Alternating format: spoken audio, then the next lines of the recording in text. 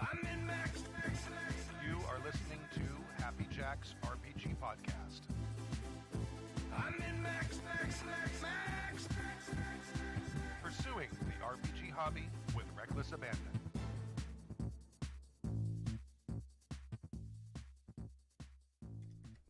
Why, hello. Welcome to Season 29, Episode 2 of Happy Jack's RPG Podcast. My name is Stu. My name is Kimmy. And I'm Kurt. In this episode, Kurt has a topic. What was your topic again? It was about... It's about cities. Cities in urban fantasy. Okay. And then Brian writes in about printing presses and fantasy settings and PvP. And then Gergmerg, I suspect, is probably a pseudonym for someone I know, sends a message about GURPS Magic and bad GMing. Yeah, GURPS. Wait, is it GURPS Magic or is it GURPS, Magic, and bad GM? GURPS, Magic, bad... GURPS, Magic, and bad GMing, because I don't use Oxford commas. I write sentences that don't need them. Hi. Cambridge omission. Gotcha. Okay. Yeah, that's it. But first, if you'd like to email us, you can email us at happyjacksrpg@gmail.com. That's happyjacksrpg@gmail.com. We need emails, always. Show's about to end. That's about it. No. This is like almost the last episode, unless we get more emails. No. Don't. Yes, and. Yes, and. I rolled my eyes. It's different than shushing. It's actually total contempt. Rolling your eyes is total contempt. It really is. Yeah. And you can watch the show live. You go to happyjacks.org/live at 10, 12 No, we started a a.m. few minutes ago. That's true. 10:07 a.m. Pacific time. In our new studio. At Happy Jacks in our new studio. Which obviously we're all going to throw out the window if nobody writes emails. So That's- after all this effort, write emails. I mean, it's a good thing that there's a really big roll-up door over there. We can throw everything out at once. Yeah, just get a big fucking huge-ass broom and just from one end to the other. I think that's called a bobcat. I was gonna say, like, what kind of broom? No. It's the broom you ride in. It's called a bobcat. Or a caterpillar. Yeah. Yes. Because that's how we're going to... Or komatsu. Yeah. Okay. Right. Oh, the first email. Oh, no initiative roll? No.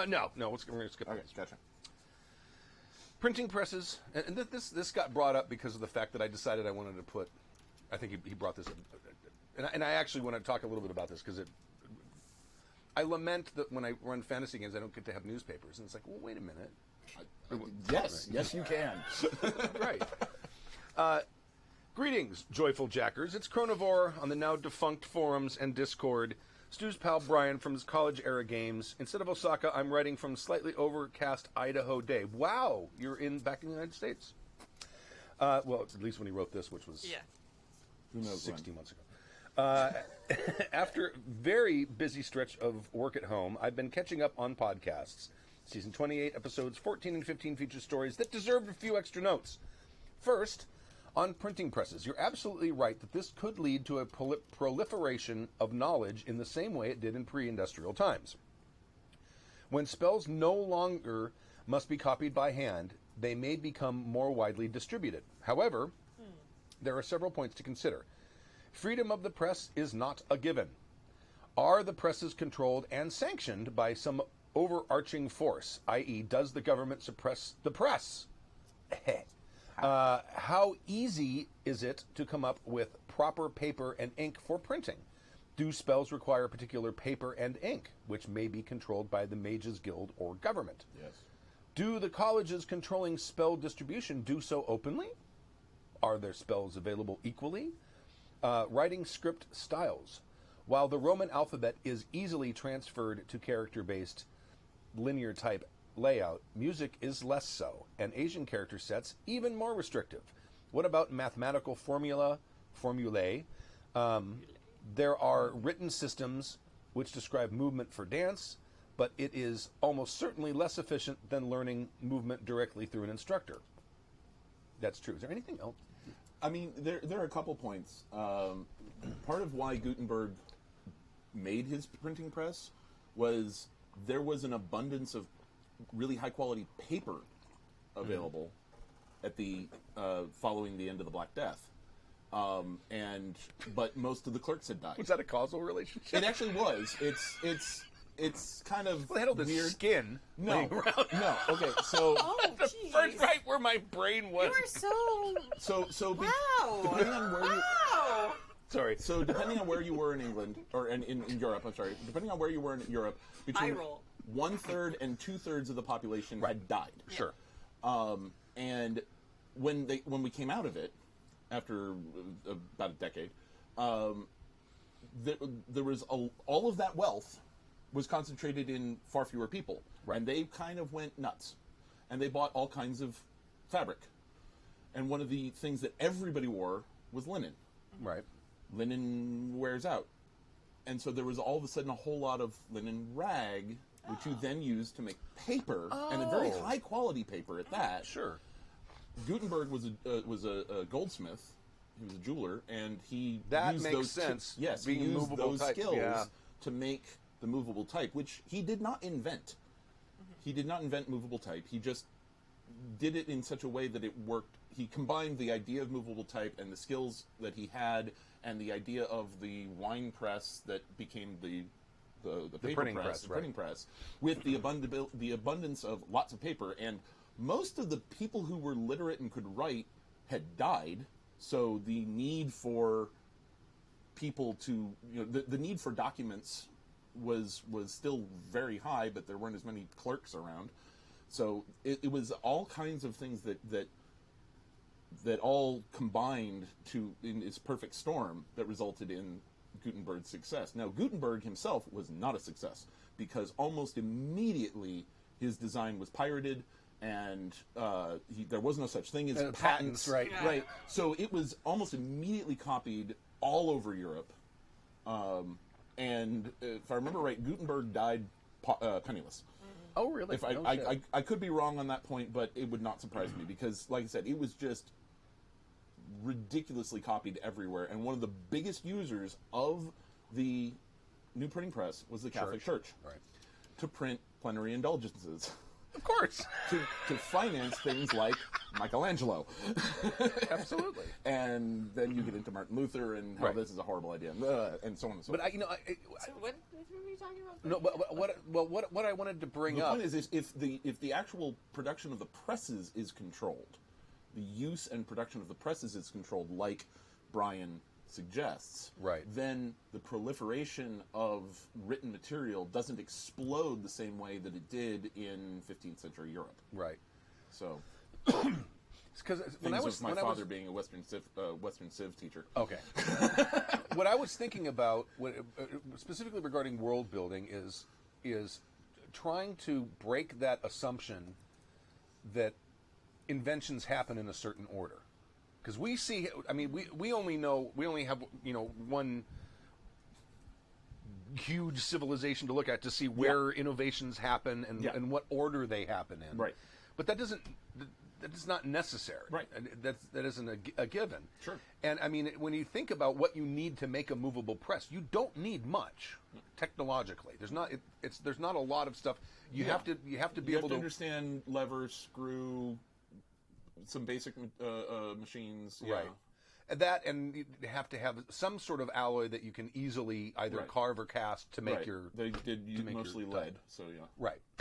So I mean, so there's no reason why the movable type couldn't have been invented 200 years earlier, or maybe even earlier than that. Who knows? You know what I'm saying? So Yeah. but that to me that is something I find myself always doing. My brain is kind of in the habit as I always use our technological development as a template for how it must work everywhere. You know what I mean? And you can't, Yeah. because it's not No, necessary. it's a very Eurocentric attitude Yeah. that we're ingrained with because we were taught Eurocentrism. Right. So, It's funny too. I've always assumed. I mean, I guess it depends on what system you're playing, but I've always assumed that, like spells, it wasn't just like words there. For me, I've always like imagined and I guess even with like D&D and stuff too, someone like a mage had to write it so it's like imbued with a little bit of magic in order for someone to actually learn it or to actually use the spell. Oh yeah, I mean, I always assume that a spell is more than just whatever incantation you say. It also, it's whatever, hand motions or there's all aspects of other things that go into it. Yeah. And that's why, like in D&D, for instance, there are components that are verbal, somatic, and material. Right. So yeah, I think I would have assumed, or at least in my world building, that you can't use a printing press for spells. Like maybe you could use it for a map to go to the store to where the mage is to go get a spell, but that spells actually have to be made. Like it's almost like a spell itself. To make an actual spell scroll that works. See, for me, yes, Special for inks. Scrolls, like if you're like it's a one-off thing, that I think that thing would be imbued with the magic of it. But I'd see like regular spells kind of as more procedural. You might have a specific language for it. Yeah. Or maybe even multiple languages, sort of like what he's talking about. Like music has its own language and dance has its own language. Right. You could have a similar thing, at least. Yeah. Right. You could have a similar thing that's happening with how you're concentrating in certain ways, and the motions of your hands and arms and shit like that. So the other thing is that it's very easy to print the page and then bind the book. But if you're a wizard carrying around your spell book, are you going to put that into a press to have it printed, or are you going to handwrite it into the book, or are you going to try to insert pages and rebind it every time you learn new spells? Because binding the book is a entirely different skill. Oh, sure, yeah. So, handwriting into an existing book is still probably the best way of going about it. Right. Although, I mean, if you think about, like, a mage college or something, they might have their basic primers, like, basic elemental magic. Here's your copies. You know what I mean? Like textbooks in Harry Potter, same thing. Yeah, it's You're not going to have that for your, your cool shit. Yeah, it's cantrips for dummies. Yeah, exactly. little guy with a little yellow book. Yellow and black printing. All right. Okay, that makes sense. All right. But I'm still toying with how that's changing the society. I have until tomorrow. Oh, well, plenty of time. Yeah. Although we're tomorrow's character gens. Yeah, I was going to say, what time tomorrow? 'Cause 4 p.m. Oh, then you've got hours and hours and hours. You have 30 hours between now and then. Well, what are you I've got going to to do? Sleep? hang curtains and shit. And goof off. Right, yes, of course. That's always important. Okay, on to party violence. His email continues. As the player who conspired with Bill to kill that delusional paranoid wizard, as well as another game where I felt a moral imperative to kill Eric's soul-stealing megalomaniacal necromancer. We had some people make some interesting characters when I ran GURPS back in college. I'm remembering Oppenheimer. Or your tales of Oppenheimer, rather. Yeah, we didn't think about things like party cohesion. It was never that was never on the table. You pointed out that it's commonly not just a character versus character problem that leads to violence, but player versus player. In the case with the paranoid delusional wizard, we stayed in character and said, hey, you just attacked a member of the party and nearly killed him. Sure, you healed him back up, but that's not a net zero gambit. You enacted violence on us when we're already down here fighting for our lives, and the out of character, it's what my character would do reasoning was trotted out. Ooh.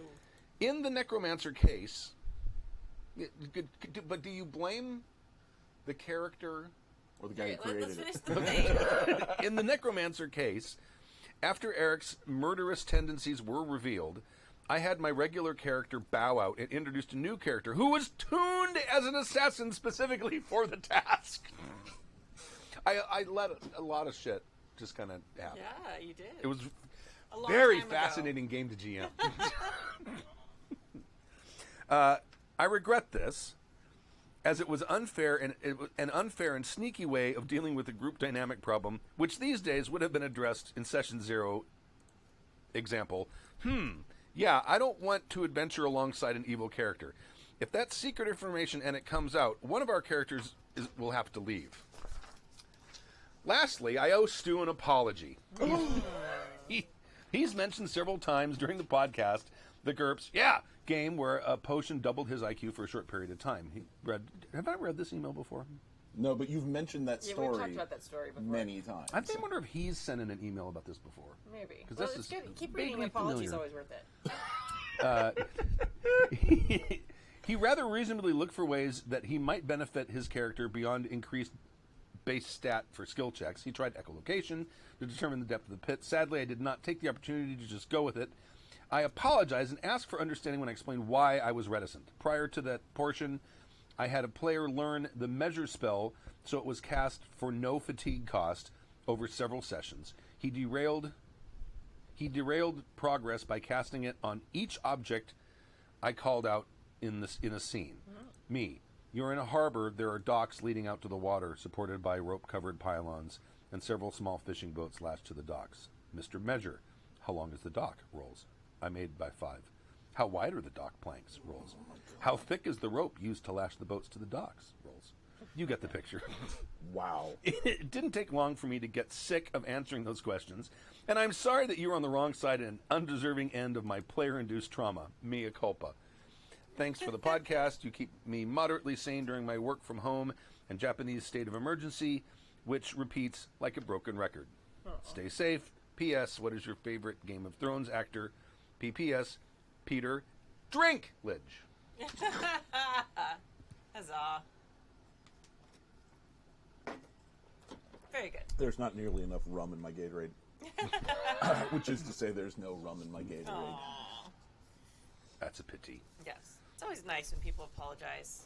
Yeah, see, I 25 years later. remember reading this before. I did not pre-read this email, No. but I remember reading this before. I definitely don't remember the Peter Dinklage. No, but I'm wondering if maybe he sent in a previous We email. don't need to worry about it right now. It's fine. Yeah, let's go right back right now and listen through 28 seasons No, of the show. it was recent. If I remember it, it didn't happen a long time ago. That's a fair point. Well, But yeah, it was an interesting game. There was a lot of character Sounds depth. like it. He was not the only person who made a character that was engineered to kill another character, because we have people kill each other's characters all the time. We had another guy named Eric who had a character who was, I don't remember why, his character didn't get along with Bill's character, so they got in a fight, and Bill was better at making characters. And he killed the other Eric's character. So Eric made that character's brother. oh, okay. To come back for revenge. Yes! That's awesome. Yes. So he was not the only one to do that. It was very interesting. Yeah, interesting sounds game. like it. We loved it. We thought it was fantastic Yeah. and very If you fun. had fun, that's all that matters. Yes, Right. and we It's did. a game. There You're was, supposed to have fun. it was not uncommon for people for occasionally at the end of a session leave a little pissed. It did happen. Oh, okay. It did happen. So it was not perfect. Yes. But it wasn't always the same person. Because Okay, that's to better. my knowledge, no one had a character murdered twice. Okay. To his knowledge. No. Eric's character's brother was killed by the same character. Never mind. Okay. And there we have it. All right. GURPS and Magic and Bad GMing Story from Gurgmerg. I suspect that's also Brian. Although maybe not. It could be from Steve Jackson, who doesn't want us to know you wrote him. That's a stupid question. All right. You want to split this one? They're longish. Oh my god. Yeah, sure. Okay. Dear Happy... Wait, no, Jib wrote this. It's like 3 pages. 3 pages is not enough. Dear Happy Jackers and System Hackers. Pre-script, longtime listener, occasional writer, but I've adopted a new handle pretty much everywhere on the internet since I last wrote in. So I've used the new one here, too. Exciting. So, very excited to hear that Stu is going to be running a GURPS game soon. Yeah. I have understood... You have to let him do it. Do it. He was slow. Do I it. did. No, do it again. Yeah. Do I understand? Yeah! Thank you. Is that better? Do I understand correctly that the game will be set in the collaborative world you No. all are making? Or did I have that wrong? You have that wrong. Okay. what happened is we started collaboratively making the world. And I started stealing stuff from my own game crap. Yeah, so there will be some parallels. A little bit. But not on purpose. Stu, have you decided what magic system you're going to use? Personally, I really like the looks of Ritual Path Magic. I played with realm-based flexible magic for a while, and IRC, there's a pyramid article that explains how to do a hybrid of the two. But after learning more about RPM and seeing the good things that fans have to say about it, I'd be inclined to use that one in the future. Ritual Path Magic is one of the flexible magic systems that aren't preset spells, but rather gives you rules for how to craft spells on the fly. Though polite players and GMs will have a prepared list of common ones, I imagine, and the RPM book has some pre-written ones. Of course, to me, flexible magic systems, at least in GURPS, raise a dilemma. They make yes-anding really easy, but they allow mages to outshine the other PCs. Yep. Here's how I came to this dilemma. Several years ago, I was running a game for a group of friends, and one of the players really wanted to play a mage who specialized in plant magic. And wouldn't you know it, GURPS has a plant magic supplement. Because, of course, GURPS has a plant magic supplement. It's GURPS. I think it's just a section in the magic book now. Yeah. I think there's just a section of plant spells. So, I picked it up, I made up what I thought looked to be a pretty capable plant mage, and we sent to adventuring. And fairly often, a player would look at a problem the group was facing, think of a clever way a mage who could control plants could solve the problem, and ask if it would work. The problem was, not only did she personally not have a fitting spell in her character sheet, GURPS just didn't have spells for a lot of what she wanted to do. Stuff that, once we started playing, seemed like pretty obvious options for a plant mage. With the GMing wisdom I have now, I'd come up with some way to handle it during the session, then revisit the rules after. But do you know what I did instead? Like an asshole, I said no, because she didn't have the right spell. Again, through no fault of her own. I didn't want to say no, but I just wasn't in the rules. You could say that I was suffering from a hidebound disadvantage, lack of creativity. You want to pick up there? That campaign eventually fizzled. Mostly because of scheduling, but I wonder if this had something to do with it. It may have. A lot of times games that die of scheduling die because of lack of interest. Yeah. I had a player in one of my ill-fated Traveler games just at one point just, what's the point of this game? Oh. I was like, well, there goes all the wind out of my sails. Yeah, that's like... To have a good time? We had one more session after that. Yeah. Yeah, exactly. I was like, wow, okay. Like, sure, never mind. Wow. Yeah. The kill shot for the GM. That is. That's a real gut shot there. We had one, maybe two sessions after that. Yeah, not good. However, that experience stuck with me. I wanted Magic to work differently in future games. I didn't want to be stuck to a spell list and wanted to be able to easily say yes to creative ideas. So I picked up the Thaumatology supplement. I almost read that as Thaumaturgy, but Thaumatology supplement to see what it could offer. Mm-hmm. That supplement offered flexible magic systems that, like Ritual Path Magic, offer parameters for building and improvising spells. I thought this was perfect. No more saying no. By combining it with the Threshold Magic option, the GURPS system that allows mages lots of power that might blow up in their faces if they're not careful, we no longer had to ask, can a mage do this spell? But rather, will the mage accept the risk this spell entails? I thought surely this was the answer. Fast forward a few years when I actually have time to run a GURPS game again. I, of course, used the Flexible Magic plus Threshold, and it did just what I wanted it to do, allowed me to stop saying no because of a limited spell list. And it did that job perhaps too well, because now one mage could solve nearly any problem. Yeah. Need to see a scary monster in the woods? No problem. View it remotely with magic. Need to navigate a maze-like dungeon? Need to fight a BBEG? No problem. Use magic to prepare a bunch of strong buffs for Swordman and hang back while he handles it effortlessly. Is there a puzzle door in your way? Not anymore, because magic can easily move it aside. It turned out to be fairly easy to use magic to come up with perfect solutions to nearly every problem, especially dungeon delving ones, which the players were particularly interested in for that campaign. My group is considering picking that game up again, so I'm tinkering with GURPS magic systems and rules so I can dial in something I like, something flexible but not overpowering. What do you all like in a magic system? What kind of feel do you like? Do you have any favorites? Happy gaming, Dirk Merck. First off, to answer your initial question, which I didn't answer, I'm using the default GURPS Magic, and this is why.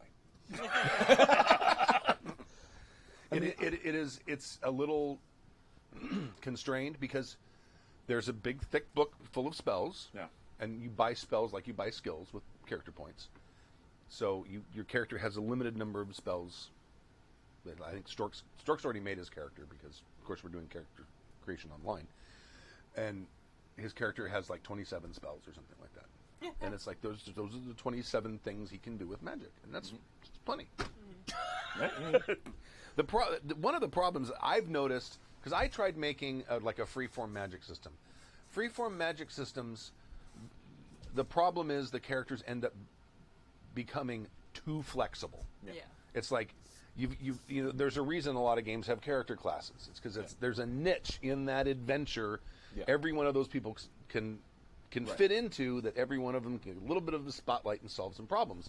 But if your magic system is flexible, where you can literally do anything you can think of, why do you need anyone else in the party? Why aren't you just going out by yourself? Because you're Superman. So, White Wolf's Mage the Ascension. Mm-hmm. No, Mage the Awakening. Right. The Old World of Darkness Onyx Path version. Whichever it was. The Old World of Darkness version. Has 9 spheres of magic. Right.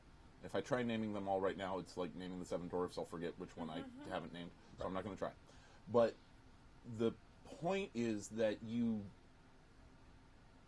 have varying degrees of affinity within different spheres of magic.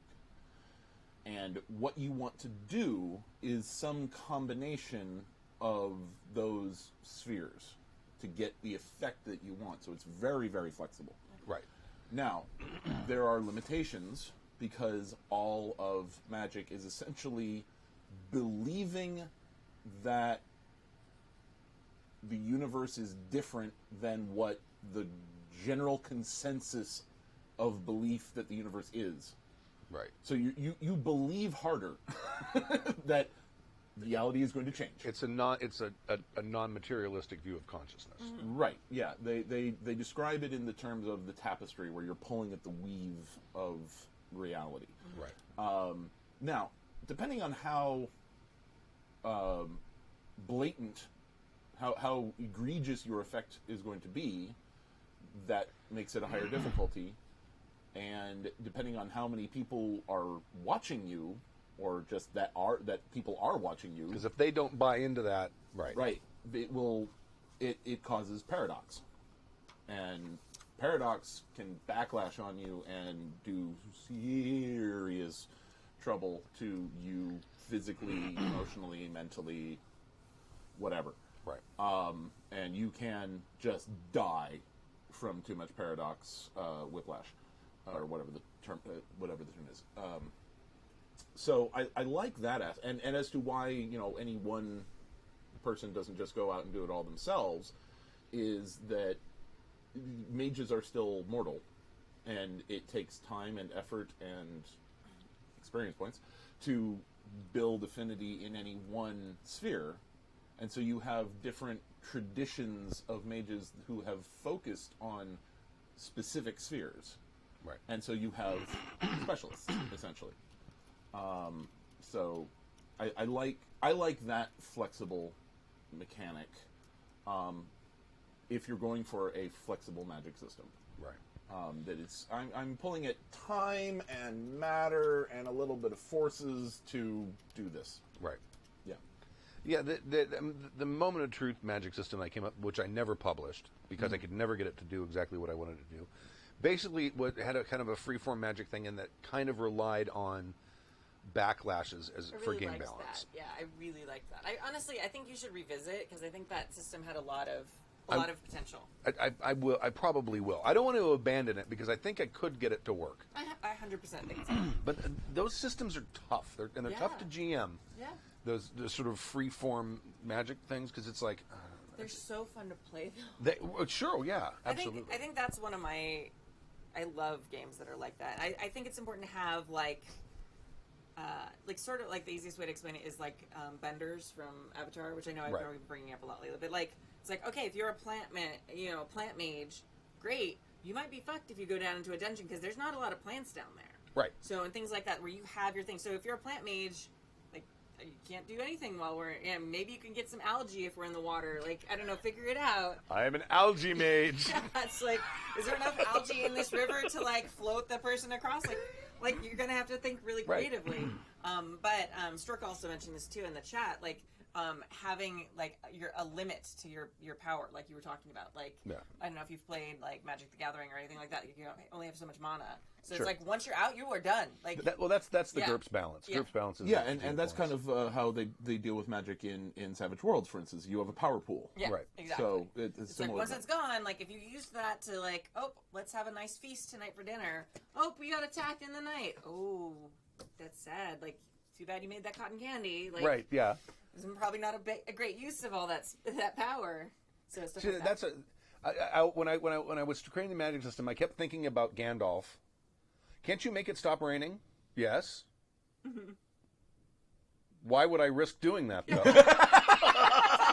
What would be the point of that? Right. We can deal with the rain. I could also blow up the world. Yeah. Inadvertently. Mm-hmm. Yeah. So. But yeah, I like the idea that magic has consequence. Yeah. Because otherwise, it is the I win button. Yeah. And if it doesn't have consequence, it has to be a scaling consequence for the power of the thing you're trying to do. But it doesn't have to be a linear scale. No. It can be an exponential scale, sure, geometric progression, whatever. I mean, even GURPS can go beyond that limit, because you have your fatigue points or mana or whatever you want to call it. And once you've spent that, you're basically too exhausted to cast spells anymore. But you can continue casting spells by eating up hit points as if they were fatigue. Oh, yeah, okay. So, and of course there's ramifications of that, because you're actually injuring yourself. Yeah. So, I think you can do that in Mage as well, if I remember correctly. You can essentially sacrifice... I mean, all across White Wolf, you can sacrifice willpower for certain elevated chance of success. Right. So, yeah. All right. Thank you, Gurgmurg. Thank you, Gurgmurg. If that's your real name. I doubted it. It's their new name, they said. It is a new name. But they may have legally changed it. Maybe. I mean, I suppose. I mean, if I came up with a name like Gurgmurg, I would. I'd change it in a heartbeat. Gurgmurg is the name that they've chosen. That's the new name. It's their handle. It's their new handle that they've chosen. They had something else before, and they changed it to that. I know. Okay. Well, but He wants the name on his driver's license to be Gurgmurg. Oh, Yeah. Oh, okay. I thought you were like, if I was named Gurgmurg, I'd change it too. I'm like, no, that's what they chose. That's the new one. I get it. yeah, I'm talking about Yeah. Everything. You can do that. Maybe I won't. You won't. All right, Kurt. Your thing. Your thing. Topic. So, inspired by College Humor's Dimension 20's Unsleeping City, where they have essentially D&D set in modern day New York City. Mm-hmm. And there are a lot of connections to sort of the spirit of New York that apparently, not just in this game, but apparently New Yorkers actually believe, because otherwise I don't know why you would live in New York. That there is this affordable character. housing. No. True. At least not in Manhattan. Which A is lack what of we're traffic? talking about. There's all kinds of reasons. All right. Let's continue. Let's get the topic out before we start making jokes. So I was thinking about how the character of your city in an urban fantasy setting. How do you develop that? Like in the Harry Dresden novels, which I have not read, but I have it on good authority, that Chicago plays a role, or at least there's a personality to the city that Absolutely. has an aspect in the How so? stories. Like the weather, especially. Like, that has a huge influence. Like, he slides on the ice all the time in the winters or the hot summers when it's... Yeah. That's part of being... Does that make...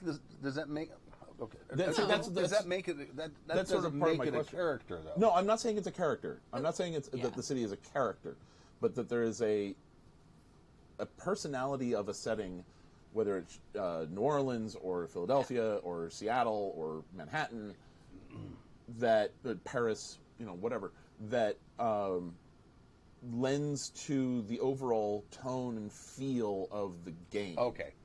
Now, I know in the Dresden Files role-playing game, during character creation, you essentially also create the city. Yeah, the city is a kind of almost a character itself. Mm-hmm. Right. I know on Firefly, the ship Serenity is like the 10th character, nearly like the 10th character of the crew. Right. So, how would you go about doing this for, say, Los Angeles? Because I was trying to figure this out and I hit brick walls, and I wondered if it's just dissociative. It's too big. My problem with that is sort of like a Schrodinger problem. Okay. People who watched Glittering Night might say, "Oh yeah, Los Angeles very much seems like Los Angeles." Well, that's kind of where we live. You know what I mean? Aware of it. And I don't know, like, if someone said, "Oh, we're gonna set a game in Denver, Colorado." Okay, I don't know fuck all about Denver, Colorado. Pine trees, I think. Hard maybe. to breathe. Hard to breathe. That's the first thing I think of is up high, hard to breathe. Everybody skis, right? Probably a lot of plaid. I figure a lot of plaid, a lot of dope. Yes. Yeah. Everybody drives like a 4x. Probably. Yeah. I would. You know what? I was in Utah on a business trip a long time ago, and all the rental cars were all 4-wheel drive. Okay. I think that's That makes just a sense. thing in places where it snows a lot. Yeah, Probably, yeah, I would imagine. Yeah. And they don't salt the roads. Yeah. Right, but I don't know. I mean, to do that with, see, I think for most, if you're running a game in a setting you're just very familiar with, like you live there, I don't think there's any thought about putting the personality of that area into it. I think you're just gonna do it. Okay. You know what I'm saying? Yeah, where you do have to make conscious effort if you're setting it somewhere else. If I say Colorado, I'm gonna need to go read Google it. something about Colorado because I don't know shit about it. Hard to breathe. Yeah. Plaid. I mean, I guess because I've set games in like Budapest, in Krakow. These are cities I've been to, so I know a little bit about them. And that but at least gives you some vibe about Yeah. what it might be like. Like I could set there are places, and I've done this in the past because I took a trip to England once and went to London and Bath, and went to a lot of pubs. No. And so I will often, when coming up with a tavern or something, we'll model one off of one of those pubs I remember from that, and that gives it a little more character and it just makes it a little less generic. I think. And I think LA has a bad rap because someone in the chat was just saying this too. It's like LA doesn't have a personality. In Southern California, we have a very strong personality. We are just used to seeing it so much, and I think it's also kind of malleable. Southern California, like there's a huge like outdoor life. Your mic is turned sideways. It is? Oh, sorry. Yeah. I had a great point to make. Go ahead. Everyone should hear it. Very outdoor life. Yeah, outdoor life. Like, I mean, like, we're one of the only places, like, probably in the world that we're so cool in California. But, like, you can, like, literally, you're, like, an hour from the beach. You're an hour from snow in the mountains. Right. You're an hour from the desert where, like, and, like, no water anywhere. Like, we have all these different ecosystems, which is, like, led to, like, that's one of the reasons why the movie industry ended up here. Because they can drive and film anything. Any location they want within an hour and a half drive. Yeah. So that's like, it wasn't an accident that we ended up here.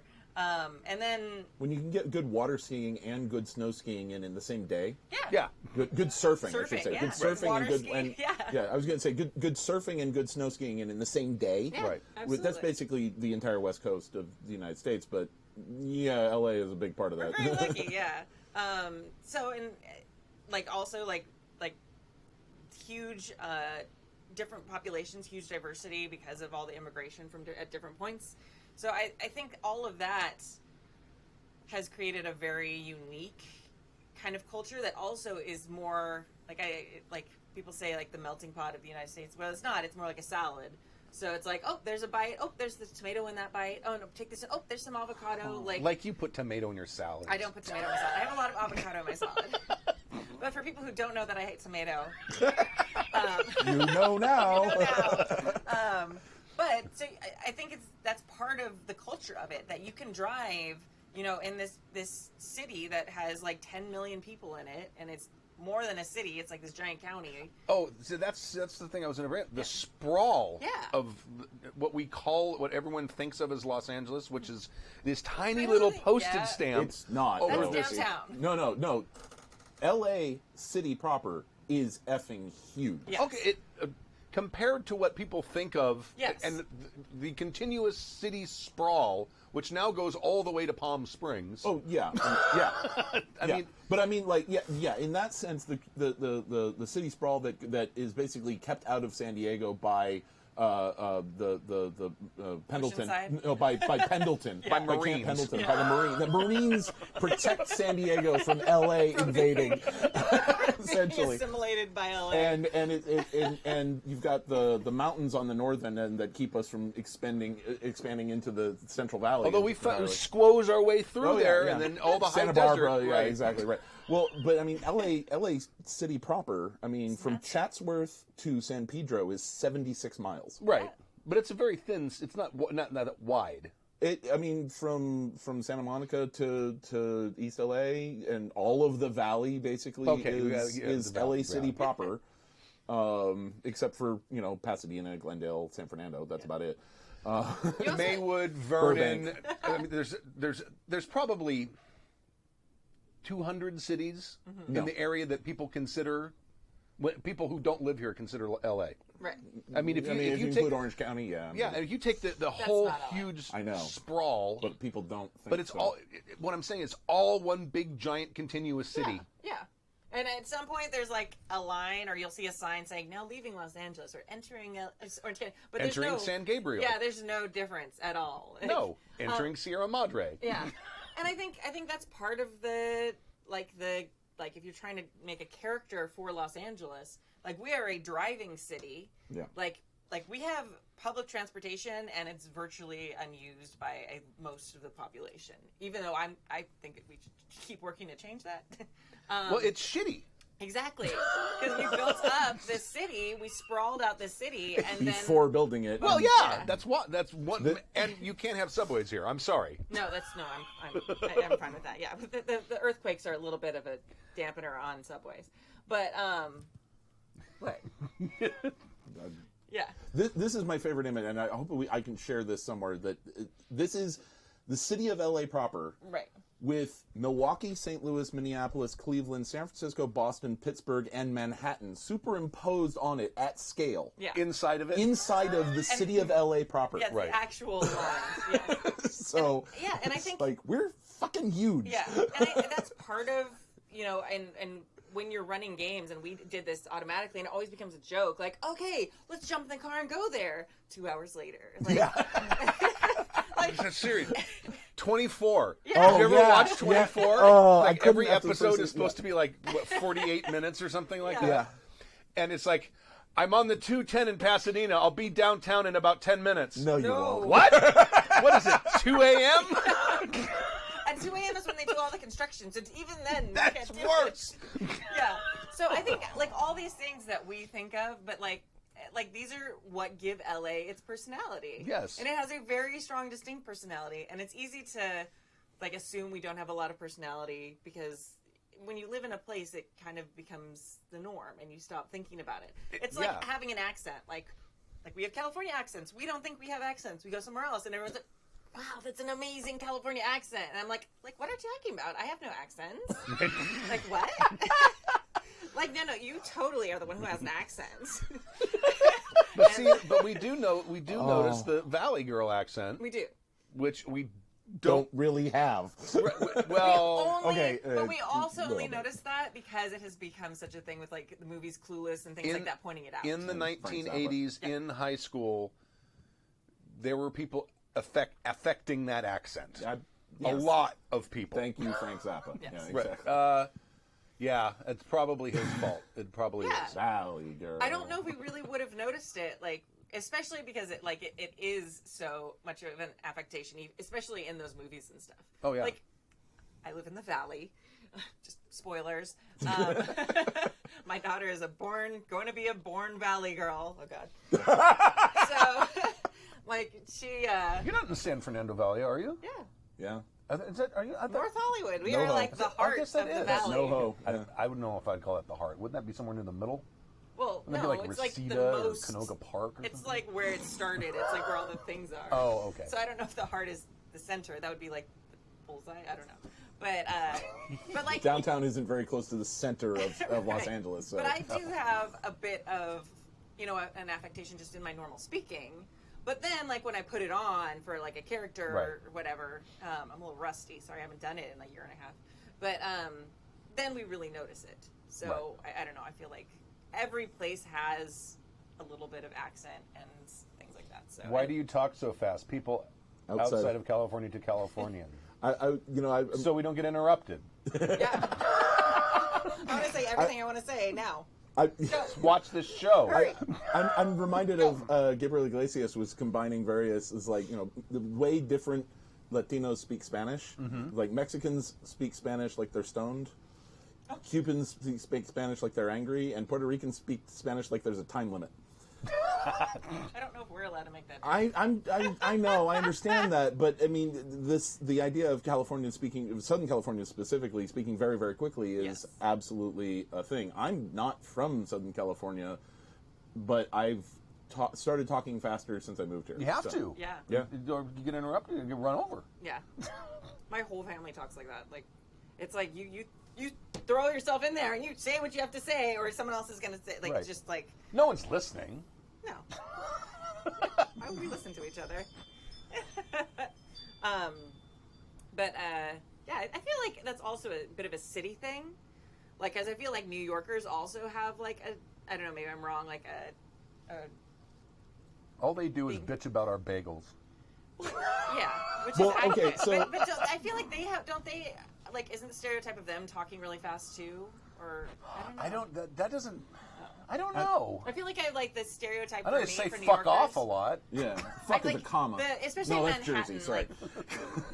Like, Manhattan, I'm always like the people talking as they go, like walking on the street really fast, like on their cell phone, getting on the Yeah. subway. I don't know. Well, I mean, there's an attitude in Manhattan of the polite thing is just not interact with anybody else on the sidewalk. Oh. That's being polite. Oh, they hate me. Oh, God. Like when I was there, I was like, Yeah, exactly. Right. Whereas, in the Midwest, people actually stop and talk with you. that's weird. Yeah, that is weird. A little bit. Here we just like randomly greet each other in a very if you see someone aggressively you know, friendly way, and then do not talk. if you Like, see someone there's you've non-invitation. met before on the street, you probably have at least exchanged something. say, but "Hey." in Manhattan, not so much. I don't know about the other boroughs as much. I just know that basically all 4 of the other boroughs want to stay as far away from Staten Island as possible. It's just like, no, you can come stay with me. I'm out on Sunday. Okay, so I'll be down at the hostel. I brought a tent. There's a big park I found. Yeah, exactly. Right, exactly. But I think it would be difficult to run something and give it that level of authenticity if I hadn't been there. Yeah. Yeah. At least spent a few days kind of getting a vibe for the place. And I guess that is one of the things that works in, like I said, the inspiration for this conversation is Dimension 20's Unsleeping City, because the GM and all of the players, at least at one time, lived in New York City, That's right, either in yeah. Brooklyn or in Manhattan or in Queens. That so really helps. yeah, they all know it. There's the shared vocabulary Yeah. Right. that is New York City that works for them. I've never lived in New York. I've only been there a couple of times. I couldn't get that kind of feeling from a game that I ran. And that's why I was trying to do it in LA, because I've lived in LA for over 20 years. Yeah. So, and I ran into this idea, and a couple of friends pointed out that LA is maybe dissociative. It's not one personality, it's a council. It's like, you've got the Valley, you've got the West Side, you've got Pedro, you've got Mid-City, you've got downtown, you've got Baldwin Park. I don't know. Well, and I think the key in that is in all these areas are like these like cultural subgroups. Mm-hmm. Like you go to Glendale, it's huge. It's like the second biggest Armenian population out of Armenia. Right. So you've got like Koreatown. You have all these things that have these incredibly interesting, authentic experiences that are all also one part of a bigger collective. Yeah.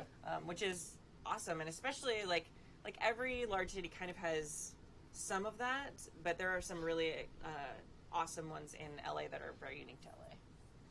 So, anyway. Yep. And the fact that it goes on for fucking ever. It does. And we have tacos. That's the weird thing. Like great tacos everywhere. Yes. Oh, you haven't had a taco. You've had a taco in L.A. Let's go hiking. Hiking. No. That's an asshole's name for walking. Weren't born yesterday. God, everybody does go hiking here. I hate it. I know. It's a not hiking even trail really right by my house. I've lived there for... It's not hiking. I'm sorry. know what's- A dirt path is not the same as hiking. I agree with you. And I sounded super valued. Oh, fuck that. Like, I used to go on the night hikes with Sierra Club at what is it called? Griffith Park? Yeah, Griffith. Yeah. Some of those motherfuckers is like, oh, we're going to go up Lower Ankle Breaker Trail. And it's like this fucking steep. Okay, that's... And I'm like, That's you. That's also not hiking. That's rock climbing. Yeah, that's... Yeah.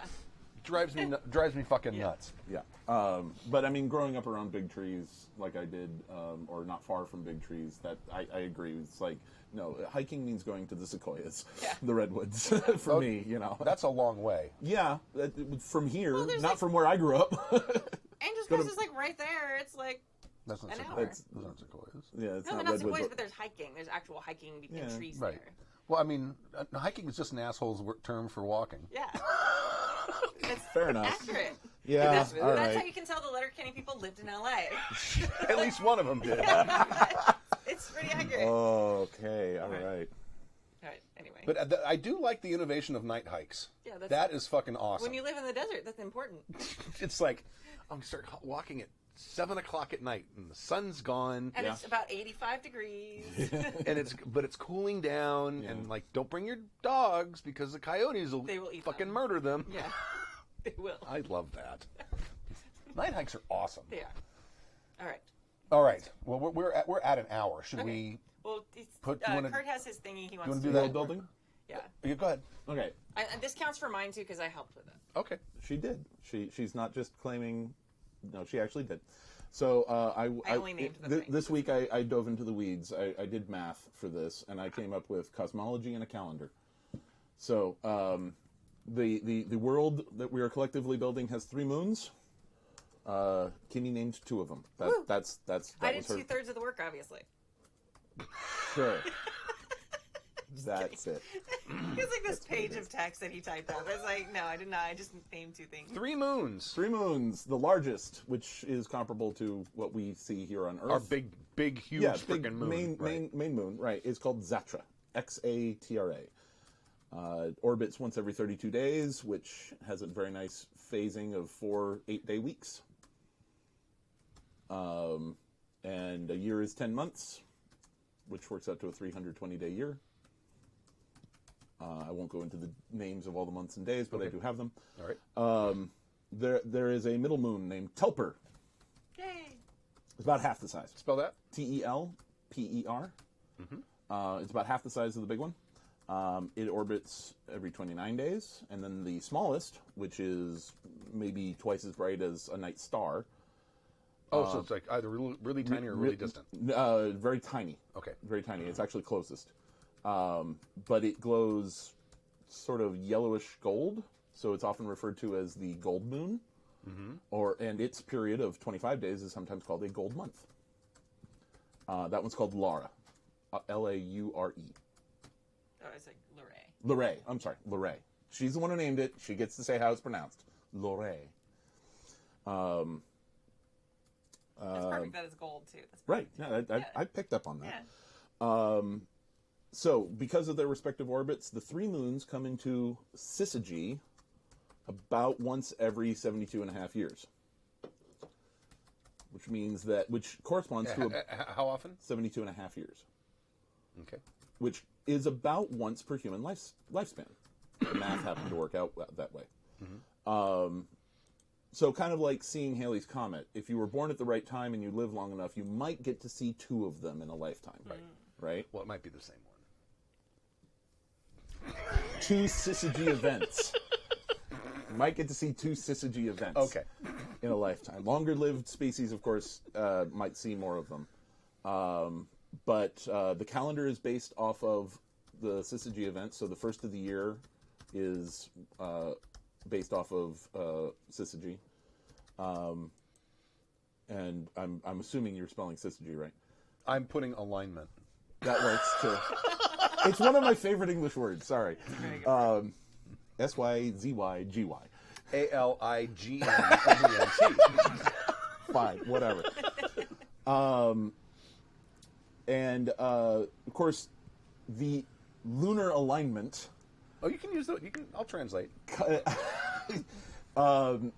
Has gravitational effect, which probably leads to some fairly significant weather, geologic, and tidal events in the weeks leading up to and following syzygy. So, good thing that it only happens about once Every a human lifetime. 72.5 years. Yes, exactly right. So 2 of those periods, some sculptures probably think of 2 of those periods when syzygy happens on the first of the year, and then 145 years later. If it's that's like if one. it's dramatic enough, that might be what their century would be. Yeah. Their equivalent of a century. Yeah, that'd be cool. Long period thought. And this common calendar came out of the southern hemisphere rather than the northern hemisphere. So you have, of course, spring and fall and everything, but it's all reversed for the northern hemisphere as opposed to the southern hemisphere. So the first day of the year, when syzygy happens on the first day of the year, that is in winter in the southern hemisphere. That's lined up. That's the alignment. When it happens, It's always in winter. it's in the no, it's not always in winter. It happens at the first of the year and at midpoint of the year. So depending on when in the cycle it is. So sometimes it happens on the first day of summer. Or not the first day of summer because it's a 10-month year. Sometimes it happens in the middle of winter, and sometimes it happens in the middle of summer. Okay. So, and like I said, you can copy all the extra off the shared document. Okay. Excellent. But yeah, this also, since I do have three different moons, different cultures might base theirs off of different periods of the moon. Maybe 32 doesn't 32-day month doesn't. They don't like that, so they use Telper's period instead, or maybe they go by the golden month. Right. Of a 25-day month. So Cool. Excellent. it gives room to expand. Right. Excellent. All right. Very good. I think that's everything. And I can do the thing. All right, bud. Thank you for joining us, season 29, episode 2 of Happy Jacks RPG Podcast. My name is Stu. My name is Kimmy. And I'm Kurt. And we'll see you next week at 10 a.m. Pacific time on Saturday morning. Yeah. Until then. And tomorrow, And tomorrow, for the start of GURPS GURPS Fantasy. slouching towards Eldamy, which will be starting at 4, and we'll be doing character creation. Well, you don't like my. No, I think everyone it's hates my hilarious. title. I think it's hilarious. It's like the double pun I did for the vampire game of Yeah. hollowed plains. Right, People exactly. thought I was misspelling. I'm like, no, I wasn't. All right. Thank you very much, and we'll see you next time. Find the fatal savage lands. Evil plots will be usurping. Though we could do with less burping. Happy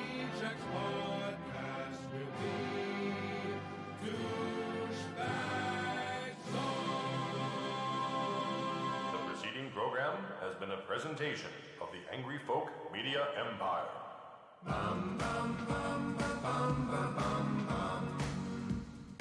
I've got information, man. New shit has come to light.